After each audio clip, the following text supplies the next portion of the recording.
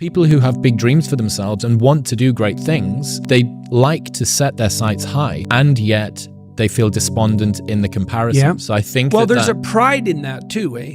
Like, I can be, I want to be. Well, or that's who I should be comparing myself to, right? That's the pride. And the pride is something like, I should be that, or even I could be that. It's like, well, maybe you could, but you're certainly not going to do it, as you already pointed out, without the apprenticeship, right? So you could say that the despondency is actually is in proportion to the false pride. Now, I wrote a chapter in, I think, my first book, which was compare yourself to who you are today, not to who someone else is. Sorry, I mangled that to some degree, but you get the point. The proper comparison group for you is you yesterday, because you can make, first of all, you're the only control group that's appropriate to you, because you have a certain set of talents and possibilities and limitations and tragedies that are truly unique to you. And so you might be comparing yourself to someone else on some dimension, but it's not a reasonable comparison, because you don't know what talents they were blessed with, and you also don't know what opportunities they had that you didn't, etc. It's just not a reasonable comparison. It's a lot better to think about who you were, and then to think, well, could you be somewhat better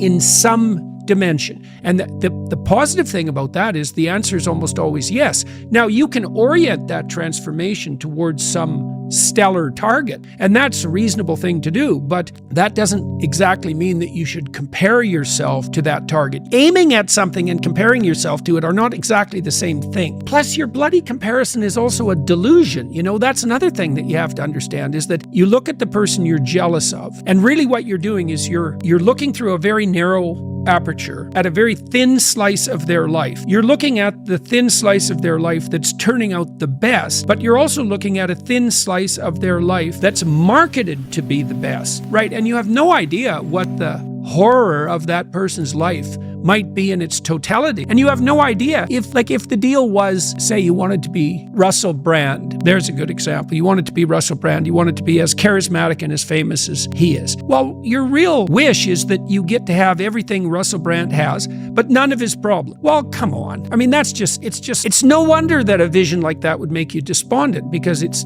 naive, it's resentful, it's jealous, it's bitter, and it's unreasonable. You have to take the good with the bad. You have to take the bad with the good. And people rarely think about that when they're thinking about, the famous people they think they'd like to be.